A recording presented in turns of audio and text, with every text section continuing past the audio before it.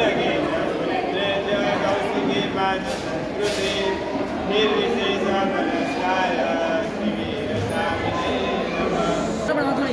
પછી કાંઈ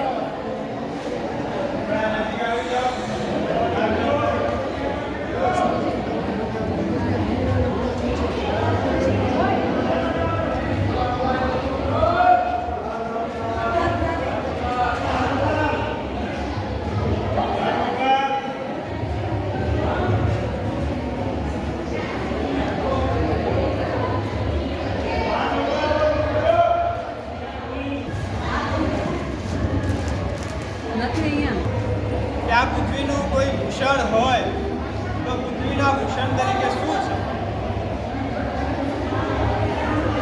આમ માનવ છે ને પૃથ્વીનું ભૂષણ. હવે તમે જો વિચારો કે પૃથ્વીની ઉપર આ સૃષ્ટિ ઉપર બિલ્ડિંગ છે, બગીચો છે, દરિયા છે, નદી છે, તળાવ છે, બધી જ વસ્તુ છે, તમારા ફરવા મોજશોખને બધા સાધનો છે. આજે માનવ આ પૃથ્વી આ સુની સુની સુની લાગે. એના આ પૃથ્વીનું કોઈ ભૂષણ હોય ને તો એક માનવનું ભૂષણ શું? માનવનું ભૂષણ કોઈ હોય તો શું છે? માનવનું ભૂષણ એટલે શું? માનવનું ઘરેણું કોઈ હોય તો શું? માનવનું ભૂષણ કોઈ હોય ને તો ધન. આમ કહેવાય ને કે નાના વગરનો નાથીઓ ને નાને માથા લાલ. જો પૈસા હોય ને તો ભગવાન કરતા બધું મળે, પૈસા ના હોય ને તો મેળવી શકે. એટલે કે આ માનવ છે તો માનવનું પણ કોઈ ભૂષણ હોય ને તો ધન. ધનનું કોઈ ભૂષણ હોય તો શું? ધનનું ભૂષણ કોઈ હોય તો દાન. એટલા માટે તો આ શ્લોકમાં બોલે કે ધર્મસ્ય આદિપદમ દાનમ. ધર્મ ભગવાને 4 પ્રકારના ધર્મ બતાવ્યા. એનામાં પહેલું કોઈ ધર્મ બતાવ્યું તો દાન ધર્મ. પછી દાન એ દારિદ્ર્ય નાશનમ. તમે દાન આપો ને તો તમારે દરિદ્રતા દૂર. દાન છે ને એ ધનને વૃદ્ધિ કરતા. જેટલા પણ વ્યક્તિઓ છે જેને પણ દાન આપે છે, આજે તમે કોઈ પણ વ્યક્તિને યાદ કરશો ને આપે છે ને એ પોતાનું આપનું બને છે. એટલા માટે તો કીધું છે કે જે દાનવીરો છે તમે યાદ કરો કે સમરાસા કે પેથરસા કે મોતીસા ઝઘડુસા, જ્યારે પણ ધનની અને દાનની જરૂરત પડી સમાજને કે વ્યક્તિઓને ત્યારે બધા ઊભા રહ્યા.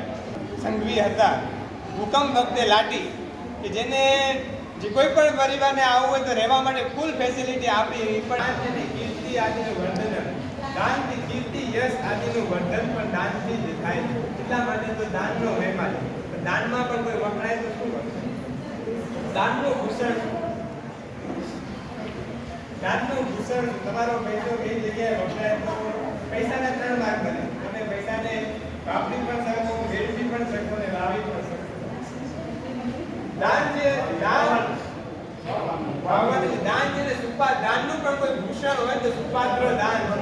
તમારો પૈસાને તમે વાપર્યો કર્યો તો કે તમારું પેટ ભરવા માટે જરૂરિયાત પૂરતી વસ્તુને તમે વાપરો, ઉપયોગ કરો તો એ વાપર્યો કહેવાય. તમે મોજ શોખની અંદર એમાં ઉપયોગ કરો તો એ વેડફ્યો કહેવાય. અને ધાર્મિક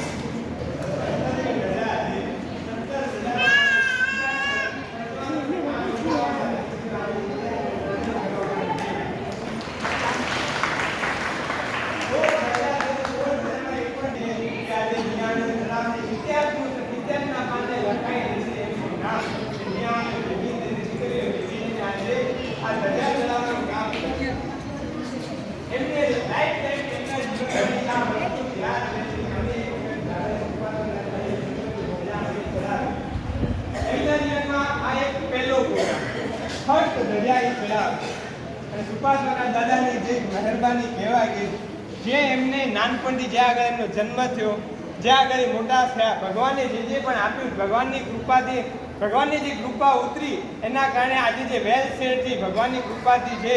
તો ભગવાને જે આપ્યું છે ભગવાનને જ પાછું ભગવાનના ચરણે સમર્પિત કરવા માટે આ લોકો આજે જઈ રહ્યા છે. એટલે કે ભગવાન આપણા ઉપર કેટલા ઉપકારી છે, એમનો ઋણ સ્વીકાર કરવા માટે ઋણનો કાંઈક અંશ ઋણ ઉતરે, ઓછું થાય. એટલા માટે નિયાણે ભેગી થઈને ધજા લીધી. તેમને ખૂબ ધન્યવાદ આપવાનું મન થાય કે બધી નિયાણોને એક આ શુભ વિચાર છે. એમને તો લીધા પછી છે ને વાગડની અંદર એક ક્રેઝ ચાલે. હમણાં જેની પણ ધજા લાગે ને બધા નિયાણીઓ ધજા લે છે. એ કાંઈ ક્રેઝ થઈ ગયો. એક લે એટલે ધજા બીજા લે. તમારા બધા જીવનમાં જેમ જેમ સુપાસવંતનાથ દાદાનો ઉપકાર છે ને, મારા જીવનની અંદર પણ સુપાસવંતનાથ દાદા એટલા જ ઉપકાર છે. તમારા જીવનમાં પણ પહેલી ધજા છે કે નિયાણે ચડાવશે. સાહેબની નિશ્રામાં આ વખતે કચ્છ વાગડની અંદર 11 ધજાઓ થઈ. આજે ત્યાં ખોડિયારીની અંદર અત્યારે ભગવાનની નિશ્રામાં 12મી ધજા છે. એ પહોંચી ન શકે એટલે અમને મૂક્યા અહીંયા આગળ. તો અમારી નિશ્રામાં પહેલી ધજા પણ અમારી નિશ્રામાં પહેલી ધજા.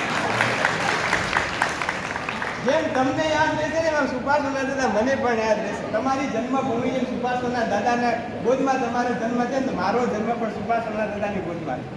સરાશિવાળા ભગવાન છે ને મારા ઉપર બહુ ઉપકારી કર્યું. જ્યાં જ્યાં પણ હું મારા જીવનમાં ફર્સ્ટ જીવન વખતે બને તો એ સરાશિના ભગવાન જ હોય. તમે વિચારો મારો જન્મ પણ સુભાષોના દાદાની ગોદમાંથી. પછી હું મોટો છે જ્યાં ધાનેરામાં હું ભણ્યો 12 વર્ષથી 17 વર્ષ સુધી ધાનેરામાં રહ્યો. ત્યાં આગળ પણ શાંતિનાથ ભગવાનનું સાનિધ્ય મળ્યું. એ પણ સરાશિવાળા ભગવાન. પછી હું જોબ ભણવા માટે કોલેજ કરવા માટે હું ભુજ ગયો. ભુજવાળા કોઈ પણ બેઠા હોય તો ત્યાં આગળ મળ્યા સંભવનાથ દાદા. એ પણ સરાશિના ભગવાન. પછી મારી જોબ નખત્રાણા ટ્રાન્સફર થઈ. એન્જિનિયરિંગ કમ્પ્લીટ કર્યા પછી જોબ કરી. જોબની કંપનીમાં જોબ કરવા માટે ગયો. ત્યાં આગળ પણ નખત્રાણામાં પણ મળ્યા હોય તો મને સુભાષોના દાદા મળ્યા. ત્યાં પણ સરાશિના સુભાષોના દાદા. મારા જીવનમાં વૈરાગ્ય ઉત્પન્ન થયો, દીક્ષા લેવાની ભાવના થયો તો નખત્રાણાથી. એ પણ સુભાષોના દાદાની કૃપાથી થઈ. પછી મારી જોબ ટ્રાન્સફરથી મેં ભાવનગર ટ્રાન્સફર થયો. ત્યાં આગળ પણ મને સુમતીનાથ દાદા મળ્યા. એ પણ સરાશિના ભગવાન. સુમતીનાથ દાદાએ એવી સદબુદ્ધિ આપી કે મેં દીક્ષા લેવાનું એકદમ ફાઇનલ કર્યું. અને મારી દીક્ષા પણ નહીં તો સંકેશ્વર પાસેના દાદાની સંકેશ્વર પાસેના દાદા. એની પહેલા અંધેરી મળવા આવ્યા તો પણ ત્યાં પણ સંભાવના દાદા. અંધેરીમાં મારું ભણવા માટે ગુરુ ભગવાન પાસે આચાર્ય ભગવાન પાસે ભણવા માટે ગયો. ત્યાં આગળ પણ સંભાવના દાદા હતા. એ પણ સરાશિના ભગવાન. દીક્ષા થઈ પછી પહેલું ચોમાસું અમારું સુરત પાલની અંદર ગચ્છાધિપતિ ભગવાનનું જ્યારે ચોમાસું હતું પાલની અંદર ત્યાં આગળ સુરત. એ પણ સરાશિ ઉપરથી સુરત ને ત્યાં પણ શીતલનાથ ભગવાન. જીવનનો પહેલા શીતલનાથ ભગવાન. પછી આમ વ્યાખ્યાન